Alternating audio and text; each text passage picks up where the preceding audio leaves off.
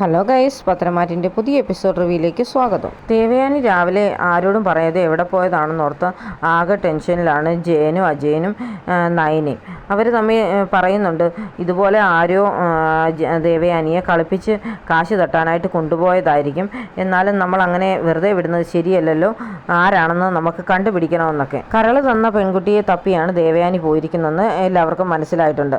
അന്നേരം ഇവർ പറയും, ഇനി എന്തായാലും നമുക്ക് ഈ സത്യം ഒരുപാട് നാൾ മൂടി വെക്കാനൊന്നും പറ്റില്ല, നമുക്കിത് ദേവയാനിയോട് പറഞ്ഞേ പറ്റത്തുള്ളൂ, അല്ലെങ്കിൽ ഇതുപോലെ ആരെങ്കിലുമൊക്കെ അയാളെ കളിപ്പിച്ചുകൊണ്ടേ ഇരിക്കുമെന്ന് ജയനും പറയും. പറയുമെന്നൊക്കെ കൊള്ളാം, എന്നാലും പക്ഷേ ഇത്രയും നാളും ദേവയാനിയെ കളിപ്പിച്ചതിനും പറ്റിച്ചതിനും ഒക്കെ പേരിൽ ദേവയാനി പിന്നീട് എന്താണ് പ്രശ്നം ഉണ്ടാക്കാൻ പോകുന്നതെന്ന് അറിയത്തില്ലല്ലോ എന്ന് ജയനും പറയുന്നുണ്ട്. ഇതിലറിയാവുന്ന ആരോ ആണ് കളിക്കുന്നത്, എന്തായാലും അതങ്ങനെ വിട്ടുകൊടുക്കാൻ പറ്റത്തില്ല.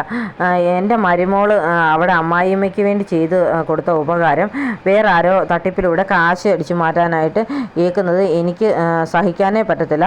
അത് എന്തായാലും ഞാൻ കണ്ടുപിടിച്ചിരിക്കുമെന്നൊക്കെ ജയൻ പറഞ്ഞങ്ങ് പോവുകയാണ്. അഭി ദേവയാനിയും കൊണ്ട് ശരണ്യയുടെ വീട്ടിൽ ചെല്ലുന്നുണ്ട്. ശരണ്യയെ കാണണമെന്ന് പറയുമ്പോഴത്തേനും ശരണ്യ ഇറങ്ങി വരുമ്പോൾ ദേവയാനി ഒരുപാട് സ്നേഹത്തോടെയൊക്കെ ശരണ്യയോട് സംസാരിക്കുന്നുണ്ട്.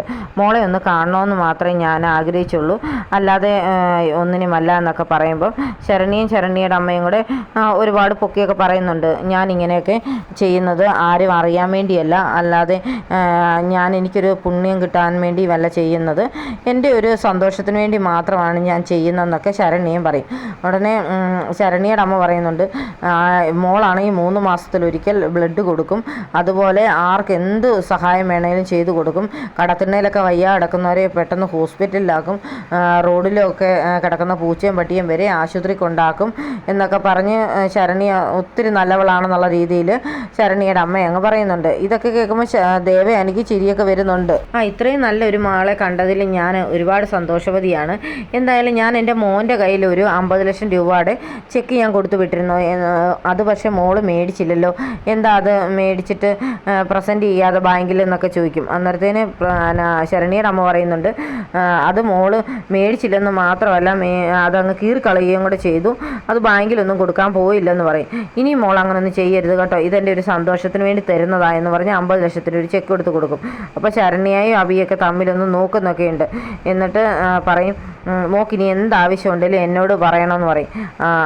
അന്നേരം ശരണ്യയുടെ അമ്മ പറയും, ഇനി മോളെ ഒന്ന് കല്യാണം കഴിപ്പിച്ച് വിട്ടാൽ മാത്രം മതിയെന്ന് പറയുന്നുണ്ട്.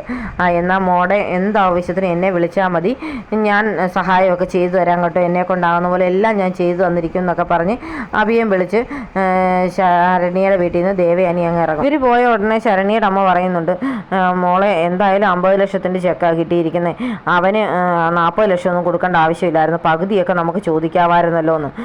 എന്തായാലും നമ്മൾ ചുമ്മാ ഒന്ന് വാക്കുകൊണ്ട് പറഞ്ഞതല്ലേ ഉള്ളൂ അമ്മേ, നമുക്ക് മുതൽ മുടക്കൊന്നും ഇല്ലല്ലോ, അത് കാരണം നമുക്ക് ഇത്രയും കിട്ടിയത് തന്നെ നല്ല കാര്യമെന്ന് ശരണ്യം പറയും. ഇപ്പം അവൻ വരും എന്നെയും കൊണ്ട് പോകാനായിട്ട്, എന്നിട്ട് ബാങ്കിൽ കൊണ്ടുവന്ന് ചെക്ക് മാറാനായിട്ട് ഇപ്പം വരുമെന്ന് പറയും. അത് ശരിയാന്ന് പറഞ്ഞ് അവർ നോക്കിയിരിക്കുകയാണ് അഭിയെ. കാറിലിരിക്കുമ്പോഴും ദേവയാനിക്ക് അഭിയെ കളിപ്പിച്ചതിൻ്റെ ഒരു സന്തോഷമൊക്കെ ഉണ്ട്. അന്നേരം അഭി ഇടയ്ക്ക് വെച്ച് പറയുന്നുണ്ട്, ഞാനിവിടെ ഇറങ്ങുക അമ്മായിന്ന്. അതെന്താ നീ ഇവിടെ ഇറങ്ങുന്നിരിക്കും, അല്ല നമ്മൾ രണ്ടുപേരും ഒരുമിച്ച് വീട്ടിലേക്ക്, അതെല്ലാവർക്കും സംശയത്തിന് ഇടവരുത്തും അമ്മായി എന്ന് പറയും. എന്നാൽ ശരി, എന്നാൽ നീ ഇവിടെ ഇറങ്ങിക്കോളാൻ പറയും. എന്നിട്ട് അഭി ഇറങ്ങുന്ന ഉടനെ ദേവയാനിയും കൂടെ ഇറങ്ങും. എന്നിട്ട് ദേവയാനി പറയുന്നുണ്ട്, നീ എന്തായാലും എനിക്ക് ചെയ്തു തന്ന ഉപകാരത്തിന് ഞാൻ ഒരുപാട് സന്തോഷവതിയാണ്, അതുകൊണ്ട് നിനക്കിനി ഒരുപാട് ഫേവറുകളൊക്കെ ചെയ്യാനാണ് ഞാൻ ആഗ്രഹിക്കുന്നത്, കമ്പനി നല്ലൊരു പൊസിഷനിൽ നിനക്ക് ജോലി വീണ്ടും തരണമെന്ന് ഞാൻ ആദർശിനോട് പറയുന്നുണ്ടെന്ന് പറയും. ഉടനെ അഭി പറയും, എനിക്ക് അതിൻ്റെ ആവശ്യമൊന്നുമില്ല അമ്മായി, അത് ആദർശേട്ടൻ തീരുമാനിക്കുന്ന പോലെ ഉള്ളെന്ന് പറയും. എന്തായാലും നിനക്ക് നല്ല ശമ്പളവും നല്ല ജോലിയും ഞാൻ തരണമെന്ന് പറഞ്ഞിട്ടുണ്ട്, എനിക്ക് കൊടുത്ത പോലെ തന്നെ ബ്രാഞ്ചിൻ്റെ ഒക്കെ ചുമതല തരണമെന്നൊക്കെ പറയുന്നെന്നൊക്കെ ദേവയാനി അഭിയോട് അങ്ങ് പറയുന്നുണ്ട്. അഭി അങ്ങ് സന്തോഷത്തോടെ ചിരിച്ചൊക്കെ നിൽക്കും. എന്നാൽ നീ പൊക്കോന്ന് പറഞ്ഞ് ദേവയാനി അങ്ങ് പോകും. ഉടനെ അഭി അവിടെ നിന്ന് പറയുന്നുണ്ട്, ആദർശ് അവൻ്റെ കുടുംബം ഞാൻ കൊള്ളം തോണ്ടും, അവൻ എന്നെ ഭരിക്കുന്നു എന്നൊക്കെ പറഞ്ഞ് ദേഷ്യപ്പെട്ടാണ് വണ്ടിയെ തിരിച്ച് ശരണ്യയുടെ വീട്ടിലേക്ക് ചെല്ലുന്നത്. അവിടെ ചെല്ലുമ്പോൾ ശരണ്യയുടെ അമ്മ പറയുന്നുണ്ട്, മോനെ 10 ലക്ഷം എന്നുള്ളതൊന്നും നടക്കുകയില്ല, 15 ലക്ഷം തരണമെന്ന്. അതെന്താ നിങ്ങളിപ്പോൾ ഇങ്ങനെ പറയുന്നതെന്ന് ചോദിക്കും. അതെന്തായാലും മോൻ ഇയാളെ കല്യാണം കഴിക്കുമെന്ന് പറഞ്ഞ് ചതിച്ചതാണ്. അന്ന് മോടെ കല്യാണം ഒന്നും ഇനി നല്ലതായിട്ട് നടത്താൻ പറ്റുമെന്ന് ഞാൻ വിചാരിച്ചിരുന്നതല്ല. അതുകൊണ്ട് ഇങ്ങനൊരു ചാൻസ് വന്ന സ്ഥിതിക്ക് മോൻ 15 ലക്ഷം രൂപ തന്നാലേ ചെക്ക് മാറത്തുള്ളൂ എന്ന് പറയും. ഉടനെ ശരണ്യയും പറയും, നീ എന്തായാലും അവരെ ചതിച്ചുണ്ടാക്കിയ കാശല്ലേ, അപ്പോൾ എനിക്കും വേണം 15 ലക്ഷമെന്ന്. ഇത് നീ എന്തായാലും വന്ന് ചെക്ക് മാറുക, അന്നേരം നമുക്ക് തീരുമാനിക്കാമെന്ന് പറയുന്നുണ്ട്. ഇവർ രണ്ടുപേരും വന്നിട്ട് ബാങ്കിൽ ചെന്ന് ചെക്ക് മാറാനായിട്ട് കൊടുക്കുന്നുണ്ട്.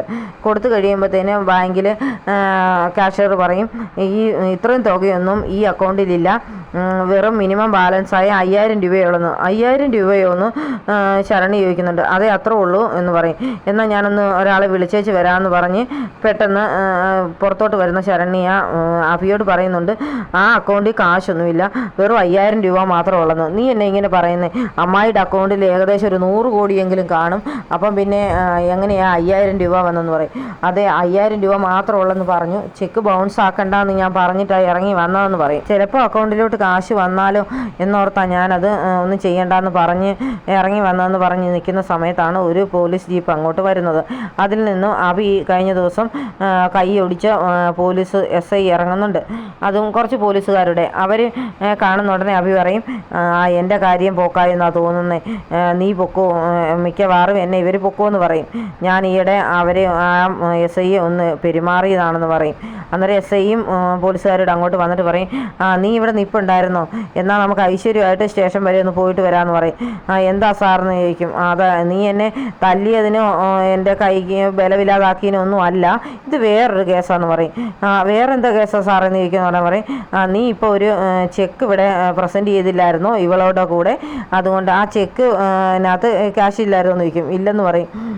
എന്നാൽ അതിൻ്റെ പേരിലുള്ള ഒരു കേസാണ്, 2 പേരോട് കയറിക്കൊള്ളാൻ പറയും. ഉടനെ ശരണ്യ പറയുന്നുണ്ട്, സാർ ഞാൻ വിവാഹം കഴിക്കാത്തൊരു പെൺകുട്ടിയാണ്, എന്നെ ഇങ്ങനെ ബുദ്ധിമുട്ടിക്കരുതെന്നൊക്കെ പറയും. എന്തായാലും വിവാഹമൊന്നും കഴിച്ചിട്ടില്ലെങ്കിൽ പോലും നീ ഇവൻ്റെ കൂടെ ചേർന്ന് ഈ ഫ്രോഡ് പരിപാടി നടത്തിയില്ലേന്ന് ചോദിക്കും. അത് സാറേ, എന്നെ കല്യാണം കഴിക്കാമെന്ന് പറഞ്ഞ് പണ്ട് പറ്റിച്ചതായിരുന്നു, എന്നിട്ട് ഇപ്പോഴാണ് ഇത്ര കാശിൻ്റെ ഒരു ഡീലിങ് വന്നപ്പോൾ എന്നെ ഇതിനകത്ത് ഉൾപ്പെടുത്തിയതാണെന്ന് പറയും.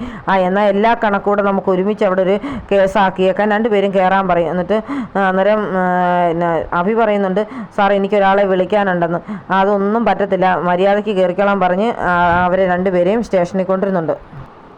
സ്റ്റേഷനിലേക്ക് അഭിയെയും ശരണ്യയെയും വണ്ടിയെ കൊണ്ടുപോകുന്നത് മാറ്റിയിട്ടിരുന്ന കാറിലിരുന്ന് ദേവയാനി കാണുന്നുണ്ട്. അന്നേരം ദേവയാനി പറയും, കുറച്ച് നേരം കഴിഞ്ഞ് നമുക്ക് സ്റ്റേഷൻ വരെ ഒന്ന് പോകണം, പക്ഷേ ആ സ്റ്റേഷനിലെ ആദ്യ കലാപരിപാടികളൊക്കെ ഒന്ന് കഴിഞ്ഞോട്ടെന്ന് ഡ്രൈവറോട് പറയുന്നുണ്ട്. സ്റ്റേഷനിൽ ചെല്ലുന്ന അഭിയോട് SI പറയുന്നുണ്ട്, മോൻ ഇന്നാൾ എരുമേലി പോലീസ് സ്റ്റേഷനല്ലേ കണ്ടിട്ടുള്ളൂ, അതുകൊണ്ട് നമുക്കിനി ഇവിടുത്തെ പോലീസ് സ്റ്റേഷൻ ഒന്ന് കാണാം, എല്ലാം പോലീസ് സ്റ്റേഷനും കണ്ടിരിക്കുന്നത് നല്ലതല്ലേ എന്ന് പറയും.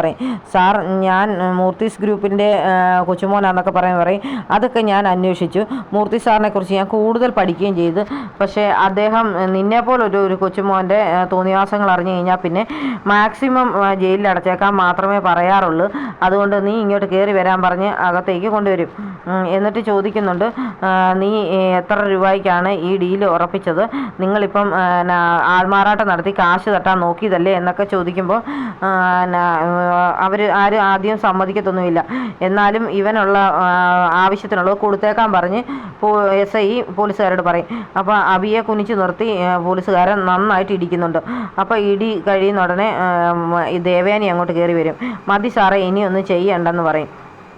എന്നിട്ട് അകത്തേക്ക് വന്നിട്ട് പറയും, ഇവർ ആൾമാറാട്ടം നടത്തി എൻ്റെ കയ്യിൽ നിന്ന് കാശ് തട്ടാൻ ശ്രമിച്ചതാണ്, പക്ഷേ കേസൊന്നും ആക്കണ്ട, ഇവരെ വിട്ടേക്കാൻ പറയും. എന്നിട്ട് അഭിയോട് ചോദിക്കുന്നുണ്ട്, നിന്നെ ആദർശിൻ്റെ ഓഫീസിൽ നിന്ന് പറഞ്ഞു വിട്ടതിൻ്റെ കാരണം ഇപ്പം മനസ്സിലായി, നീ ഇങ്ങനെ മറ്റുള്ളവരെ ചതിച്ച് കാശുണ്ടാക്കാൻ നോക്കുന്നവനാണ്, അല്ലാതെ ആരോടും ഒരു ആത്മാർത്ഥതയുള്ളവനല്ല, നീ ഇതിനൊക്കെ അനുഭവിക്കുക തന്നെ വേണം ഇവിടെ എന്നൊക്കെ പറയും.